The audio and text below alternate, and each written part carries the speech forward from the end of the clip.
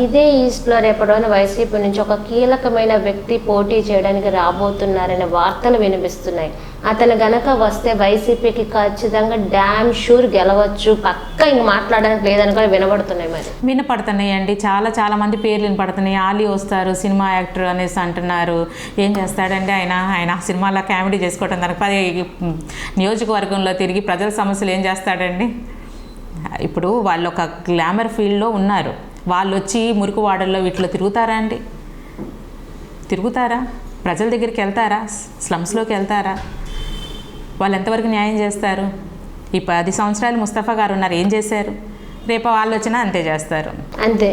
ఇక్కడ కాపులకి ఒకవేళ చంద్రబాబు నాయుడు గారు కాపులకి పెద్ద పీట వేస్తే కాపులకు ముఖ్యంగా ఏం చేస్తే న్యాయం జరుగుతుంది? రిజర్వేషన్ ఇవ్వాలి కాపులకి. పేదవాళ్ళు, కాపుల్లో కూడా పేదవాళ్ళు చాలామంది ఉన్నారు, వాళ్ళకి రిజర్వేషన్ ఇవ్వాలి. చదువులకు కానివ్వండి, వాళ్ళు విదేశీ విద్యకు కానివ్వండి ఇస్తే. ఇప్పుడు బాబు గారు ఏంటంటే బీసీల్లో కలుపుతాము అని చెప్పారు గవర్నమెంట్ ఉన్నప్పుడు, గత గవర్నమెంట్లో.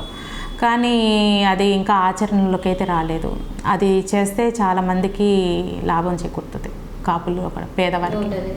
ఓకే, మీరు ఏంటంటే కొన్ని సందర్భాల్లో కొన్ని నాయకులతో మాట్లాడాలంటండి, టీడీపీలో ఉన్న నాయకులు వాళ్ళు బీసీలు ముట్టుకోవడానికి కూడా ఇష్టపడరు అని అంటారు. నిజంగా ముట్టుకోరా మీరు? ఏంటి అసలు ఇట్లాంటివి కూడా వస్తాయా? లేదు, అస్సలు అట్లాంటిది ఏమీ లేదు.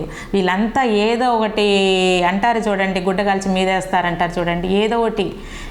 ఇంకా మనకు తెలిసిందే కదా వైసీపీ వాళ్ళనే మాటలు. అట్లా ఏమీ లేదు. మేము ప్రతి ఒక్క స్లమ్స్లోకే మేము వెళ్తున్నాము, మేము ప్రతి పేదవాళ్ళ ఇంటికి వెళ్తున్నాము, ప్రతి వారి యొక్క సమస్యలు తెలుసుకుంటున్నాము. తెలుసుకుంటా కానీ మీకు ఆ భేదం అయితే లేదు. అందరం మనుషులమే, మనం అందరం మనుషులే. కుల మతాలన్నీ వీళ్ళు పెడుతున్నారు, అదేమి లేదు.